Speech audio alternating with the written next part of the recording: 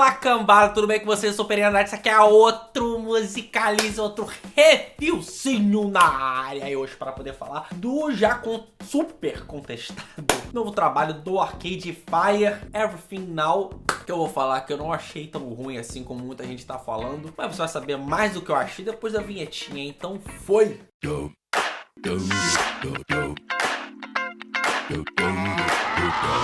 Quinto álbum de estúdio do Arcade Fire, banda de Montreal, Canadá. Primeiro pelo selo da Columbia Sony, primeira major que eles estão fazendo um álbum assim. Até esse álbum eu acho que em termos sonoros e de, pelo menos comercialmente, parece ser um álbum muito maior do que os outros. Na verdade, comparável ao Reflector nessa questão comercial, assim. Os outros saíram pela Merge, se eu não me engano, um selo canadense menorzinho. Na sequência, antes, veio Funeral 2004, Neon Bible 2007, The Suburbs 2010 e Reflector de 2013. Eu comecei a ouvir o Arcade Fire, pelo menos eu conheci o Arcade Fire na época do Suburbs, mas aí eu comecei ouvindo o Funeral, que até hoje eu acho o melhor álbum da banda. Eu acho que foi o turning point pro indie, marcou uma geração, marcou uma sonoridade. Foi o álbum que levou a outro patamar o gênero, no caso. Um dos álbuns, na verdade, que fez isso, mas esse álbum foi realmente definidor pra caralho. Tem uma escala épica dos instrumentos, nas próprias letras, na ambição que tem aquele álbum. Sendo o primeiro trabalho de uma banda. E fala de temas difíceis, porque parentes dos vocalistas, de outros membros, tinham falecido. Então é um álbum que trata sobre morte.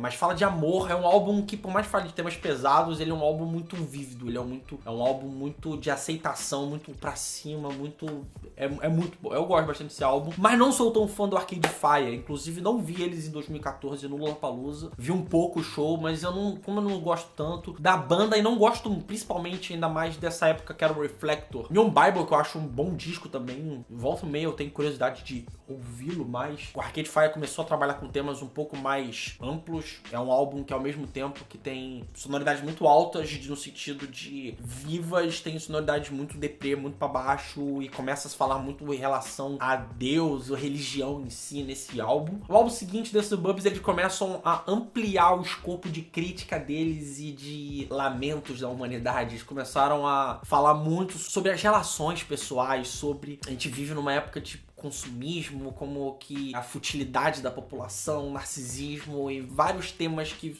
perduram até os álbuns atuais e os dias atuais.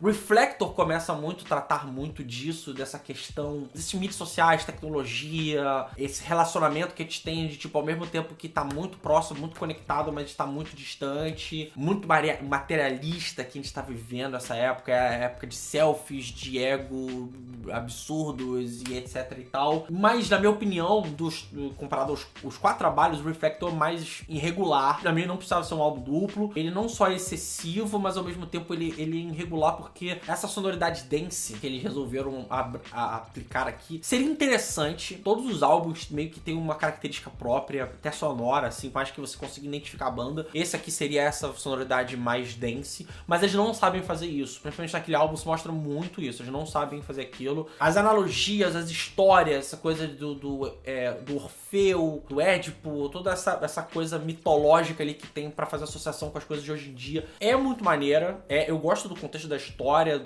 mas eu não gosto da sonoridade desse álbum. Eu acho que tem músicas boas, mas no geral é um álbum que eu acho chato de se ouvir. Eu realmente não compro parada, o bagulho. Por isso que eu não comprei aquele show. E foi uma época que eu comecei a ouvir mais a fundo o Arcade Fire. Eu conheci na época dos Suburbs, mas eu comecei a me ouvir mesmo nessa época. E talvez por isso eu não tenha muito engrenado na banda. E esse Everything Now, eu comecei a ver o single e falei, cara, a banda vai seguir por esse mesmo caminho. Aquele álbum, ele tinha essa coisa sonora e foi produzido pelo James Murphy, do LCD Sound System, que esse sim é um cara que entende muito de bagulho dance. É meio que apadrinhado, eles já são apadrinhados já desde o começo da carreira pelo David Bowie. O David Bowie faz participação vocal no Reflector. As questões de como são abordados os temas, as ambições sonoras, ambições de divulgação de trabalho, sabe? Todo o contexto que são criadas coisas, eu acho que tem muito a ver com o David Bowie, por isso que eu acho que ele se identificava muito. Ele via uma banda que fazia uma coisa próxima dele, por mais que eu acho que o David Bowie é muito mais gênio, muito mais foda. Muita gente vai concordar comigo, obviamente. Talvez seja uma banda que realmente fale com a sua geração. E eles aqui nesse Everything Now, eles têm outros dois produtores que entendem também de sonoridades dançantes. O Thomas Bangalter do Daft Punk e o Steve Mac do Pulp, mantendo essa característica ainda disco, anos 80, anos 70, sintetizadores, e eles mantêm isso nesse álbum. Mas aqui eu acho que eles entendem um pouco melhor disso. Não vou falar que eles estão foda, que eles estão sabendo pra caralho, mas eles entendem um pouco melhor como fazer isso por sonoridade. Né? Tem uns putas de deslizes foda, as músicas bem ruim, bem fraca, mas como é um álbum menor, eu acho mais interessante e eu consigo tirar melhor as qualidades. Eu acho que uma coisa que as pessoas têm muito nesse álbum, principalmente os fãs do Arcade Fire, se espera-se muito do Arcade Fire, então quando veio o erro decepcionou demais as pessoas, tipo, foi uma coisa muito mais profunda e as pessoas, elas estão vendo muito mais os defeitos que as qualidades do álbum, e talvez por eu não ser fã eu consiga captar melhor um pouco mais algumas nuances, algumas coisas que eu achei interessante. Eu não sou tão aficionado, então eu falei, pô, isso aqui é legal, isso aqui salva e tal, etc. A Everything Now, música que abre o álbum, eu acho que é uma música que talvez seja a mais grandiosa do Arcade Fire desde talvez o Wake Up. Posso estar sendo, eu não conheço a banda o suficiente pra isso, posso estar sendo exagerado, mas eu sinto uma coisa muito grande, ela é muito glamurosa, ela tem esse álbum todo carrega uma coisa de sonoridade dos anos 80, mais dançante, mais experimental. Do David Bowie, do Scary Monsters até Let's Dance, eu acho que tem uma coisa aqui disso, mas também ao mesmo tempo tem uma coisa muito ABBA aqui nesse álbum, meio glamouroso, meio glitter demais nas músicas. E essa música Everything Now é muito isso. E é interessante essa música nesse sentido, os pianos, os teclados, o baixo, eu acho que é a melhor parada do disco. Foda, eu acho foda o baixo do disco. Na maioria das músicas ele tem uma presença muito forte, não, por mais que ele chame muita atenção, mas ele não quer ser o centro das atenções, é porque ele é muito forte e ele guia muito bem as músicas, por isso que eu acho que ele é muito interessante. Essa Everything Now tem um baixo do caralho, e ela é uma música que ela é interessante porque ela tem um clima super pra cima, super tudo, parece que ela tá meio que satirizando ao mesmo tempo que criticando essa coisa de uma sociedade de consumo desenfreado, crítica à informação, mas parece que, tipo assim, essas coisas muito pra cima. Olha como é que seria bonito viver num mundo assim, esse mundo utópico, onde a tecnologia acabou com todos os pormenores que atrapalham a humanidade. Acho que tem um pouco disso nessa música. Gosto pro final, a coisa de flauta que tem na música, a guitarra, os vocais do Win Butler. Acho do caramba essa música mesmo. Talvez seja a fase que eu mais gostei do álbum. As três primeiras, inclusive, acho que são a dobradinha boa a dobradinha não, o triozinho bom do disco, assim. A Sign of Life segue falando de futilidade, noite vazia, vida igualmente vazia, um tema que meio que The Weeknd também fala muito nas músicas dele. É uma pitada mais